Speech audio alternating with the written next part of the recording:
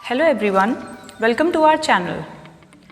आज हम लोग एक और शिक्षण योजना देखेंगे मैथ्स के लिए, जो कि क्लास 4 और 5 दोनों के लिए इक्वली एप्लीकेबल होगी। अब तक हम लोग क्या कर रहे थे, सिर्फ एक ही शिक्षण योजना बना रहे थे पूरे पाठ के लिए, जबकि ये बात आप लोग भी जानते हैं कि एक शिक्षण योजना जो है वो आप 3 या 4 दिन तक नहीं चला सकते, क्योंकि चैप्टर जो है वो कम से कम 3 to 4 डेज लेता है कंप्लीट होने में। तो आज मैंने चैप्टर का डिवीज़न किया है। चैप्टर का नाम था लैसे और मैसे, यानी कि महत्तम समापवर्तक और लघुत्तम समापवर्तीय। तो उन दोनों का मैंने डिवीज़न किया है। उसमें भी सब डिविजन्स किए हैं कि जो हम HCF सिखाएंगे बच्चों को, यानी कि जो मैसे सिखाएंगे, उसमें भी कई सारी विधियां होती हैं। तो आज हम सिर्फ एक विधि को कवर करेंगे। तो चलिए देखते हैं अपना टीचिंग प्लान।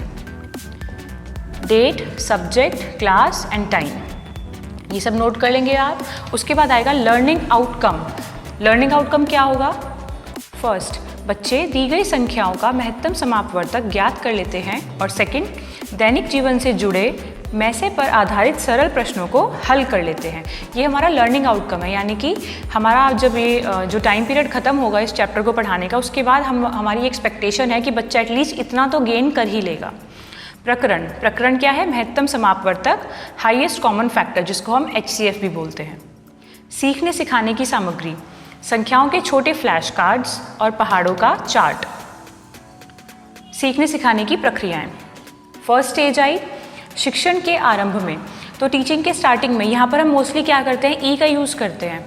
ई यानी कि एक्सपीरियंस, बच्चे के पूर्व ज्ञान से कुछ क्वेश्चंस वगैरह से उनको क्लास से मतलब कनेक्ट करने की कोशिश करते हैं।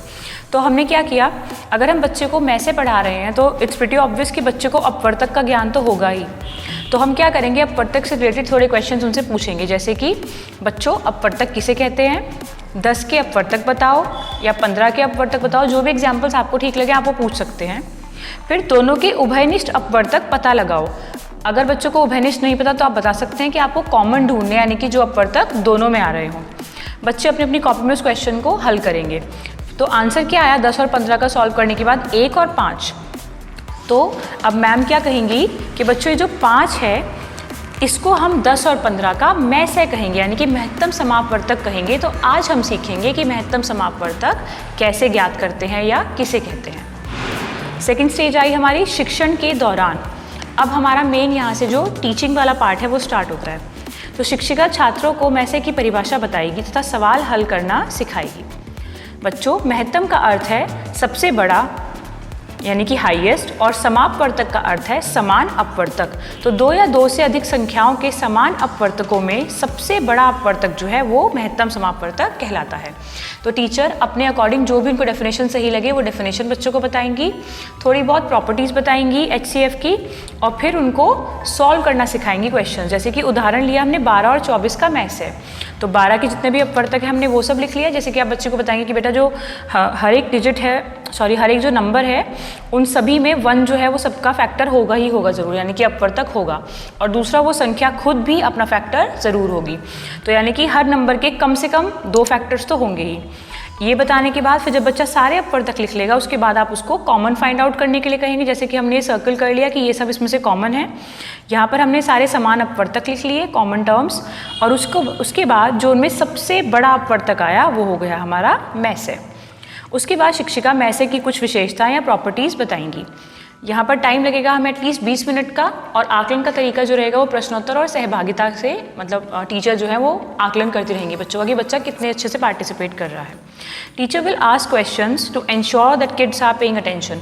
और बीच बीच में शिक्षण के दौरान टीचर कुछ ना कुछ क्वेश्चन ज़रूर पुट अप करते रहें, ताकि वो इस बात को एंश्योर कर सकें कि बच्चे जो हैं वो ध्यान से सुन रहे हैं, समझ रहे हैं। लास्ट पॉइंट आया हमारा शिक्षण के पश्चात। तो शिक्षिका बच्चों को कुछ प्रश्न देंगी जिसे वे अपनी कॉपी में हल करेंगे। वह कुछ बच्चों को ब्लैक बोर्ड पर सवाल हल करने के लिए भी बुलाया जाएगा। इससे बच्चों का क्या है, थोड़ा कॉन्फिडेंस बूस्ट अप होगा और वो थोड़ा और ध्यान से करेंगे, क्योंकि उनको लगेगा कि मे भी हो सकता है कि नेक्स्ट टर्न मेरी हो। शिक्षिका छात्रों की समस्या का समाधान भी करेंगी, और जो भी बच्चों को प्रॉब्लम्स आएंगी क्वेश्चन सॉल्व करने में, आपको साथ साथ उनका आंसर भी जो है वो बच्चों को बताते चलना है। यानी कि आपको ब्लैक बोर्ड वर्क खुद से बहुत कम करना है, ट्राई करना है कि बच्चा खुद से ही जो है वो क्वेश्चंस को ज़्यादा अटेम्प्ट करे। यहाँ पर आकलन का तरीका है अवलोकन और सहयोग। उसके बाद आता है गृह कार्य, होमवर्क। तो इसमें आप बच्चों को कोई भी डिजिट्स देके उनका मैसे ज्ञात करने के लिए बोल सकते हैं, और एक डेली रूटीन से जुड़ा हुआ कोई प्रश्न, जैसे कि मोहन को टमाटर के 12 पौधे और बैंगन के 18 पौधे अलग अलग क्यारियों में लगाने हैं।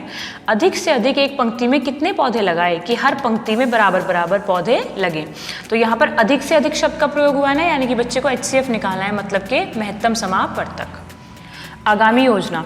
अब आगामी योजना में क्या होगा, हम मैसे पढ़ा रहे हैं, हमने एक मेथड बच्चे को बता दिया, तो अब हम आगे क्या चाहते हैं कि हम बच्चे को जो दूसरे मेथड्स हैं मैसे निकालने के वो सिखाएं। तो इसलिए मैंने लिखा है मैसे ज्ञात करने की दूसरी विधियां, जैसे कि गुणनखंड व भाग विधि पर आधारित योजना तैयार की जाएगी। और ज़रूरी नहीं है कि आगामी योजना यही हो सकता है कि जो पाठ आपने आज पढ़ाया है, अगर बच्चे उसका फीडबैक सही से नहीं दे पा रहे या 50% से कम बच्चे ही उस मेथड को सीख पा रहे हैं, तो आप उसी योजना को आगे फॉरवर्ड कर सकते हैं थोड़े बहुत उसमें चेंजेस करके। आई होप आपको ये वीडियो पसंद आई होगी। अगर वीडियो अच्छी लगे तो प्लीज़ चैनल को सब्सक्राइब करना ना भूलें और वीडियो को लाइक ज़रूर करें।